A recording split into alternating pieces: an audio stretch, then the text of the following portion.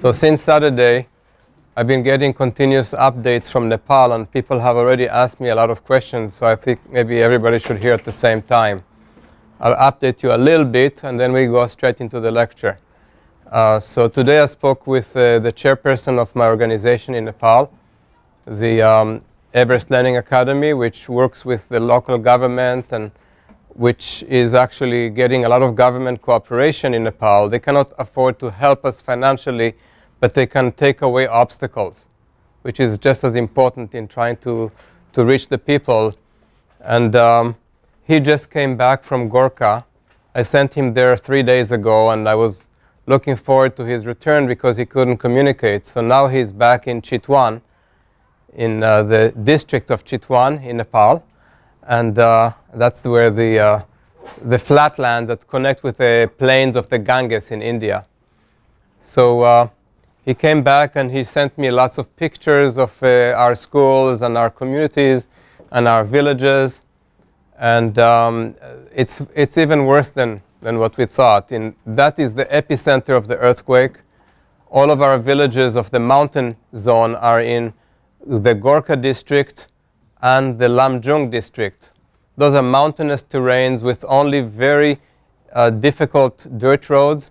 Most of those roads have been eliminated by landslides during the earthquake, and now it's the monsoon season, and it's going to be even worse.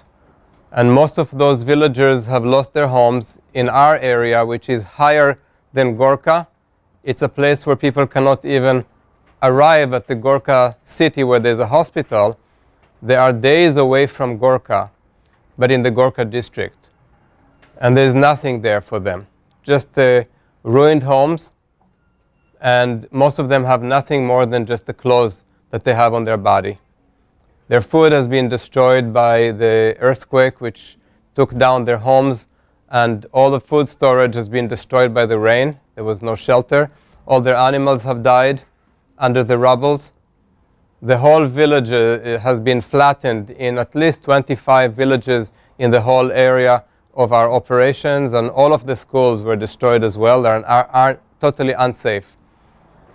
So they don't know what to do. They cannot have shelter. They have makeshift tents made out of clothes and pieces of plastic and leaves and branches. They just are trying to avoid exposure. The children are roaming everywhere. There's no place for them to go, and there's no hope. And nobody goes there to help them. Even the government that sends helicopters once in a while sent a helicopter to one of the villages a couple of days ago and dropped some junk food so that they won't starve. But that's it. Most of the villages that we work in have absolutely nothing. Nobody helps them. Nobody supports them. And all the money that people have been sending to Nepal ends up mostly in Kathmandu, the big city where people have access to hospitals, to food, to anything they want, because it's right there where the airport and the roads are, the real roads. So in Kathmandu, there was destruction and suffering, but it was mostly on a medical level. There's no huge tragedy in terms of entire communities. And in the communities is where the tragedy takes place, because they don't know what's going to happen with those people. How will they survive the next 6 months of monsoon, of the rain? It's going to be cold and rainy and wet and muddy. And the only hope that these people have in the epicenter of the disaster is Everest Learning Academy, is Ecopolitan. We have been working there for years now, so they know us. And we are not just coming to save the day and disappear. We're not there just to do the surgery after the fact. We're coming there to continue our work that we've done before. Only now it's a little different. Now we have to rebuild all the rubbles. And next week I'll be going there, hopefully with a lot of money. We need $250,000 to rebuild 2,500 homes in at least 25 villages. That's even without rebuilding the schools. If the homes are up, And we can do it within a month to a month and a half if we get the manpower to do it and we can pay for it. Then they will be able to at least have shelter and safety, and then we will be using some of the houses, the private houses, to have rooms in those houses serve as classrooms instead of rebuilding the schools right now, because it's too much money and too difficult. So the children will get their education sooner than later, using the same rooms both for living in the evening at night and for classroom activities during the day.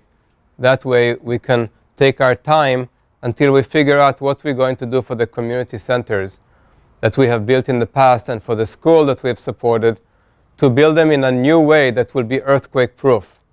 So that in the future, even if there is a disaster like that, which happens a lot in the Himalayas, at least there will be a place in each village that can withstand earthquake and other disasters that will not disappear off the face of the earth for 300 years.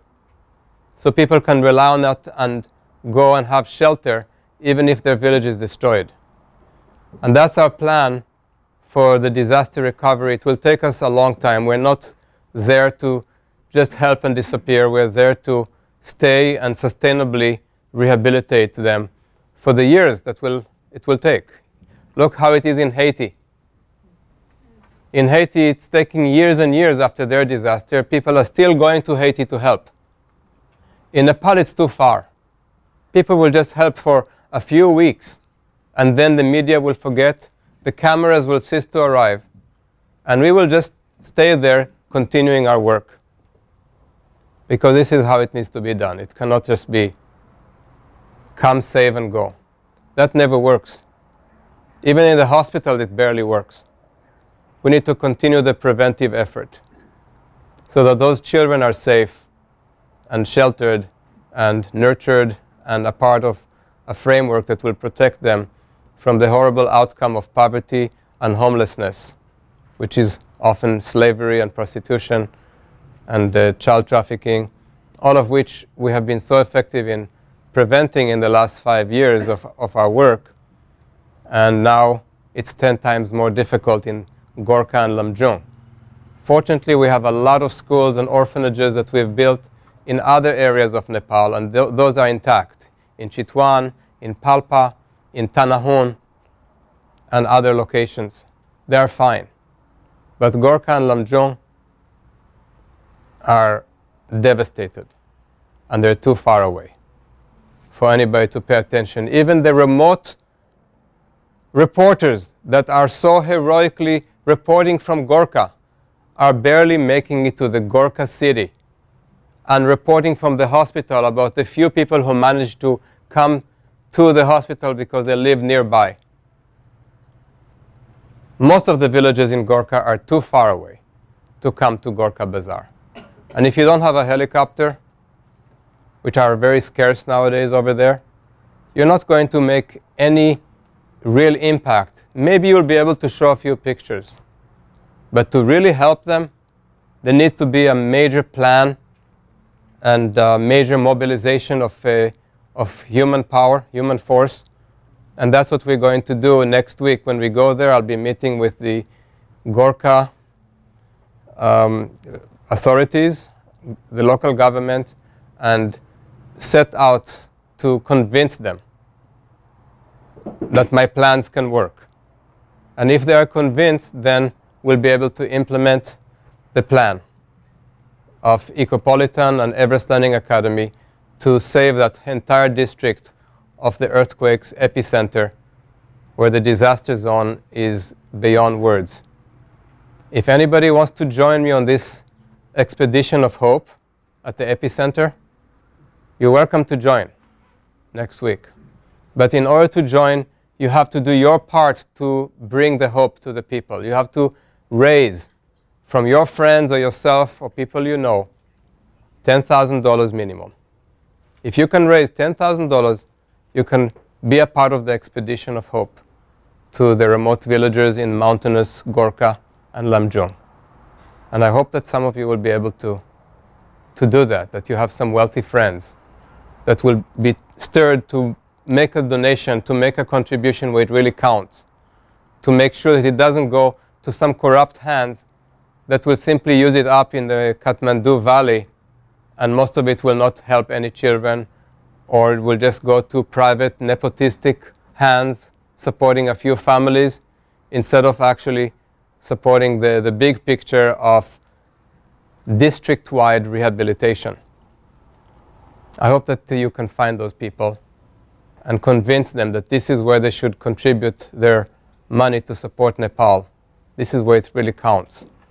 We can make a huge impact, and we do it with the people. We cooperate with them and we partner with them.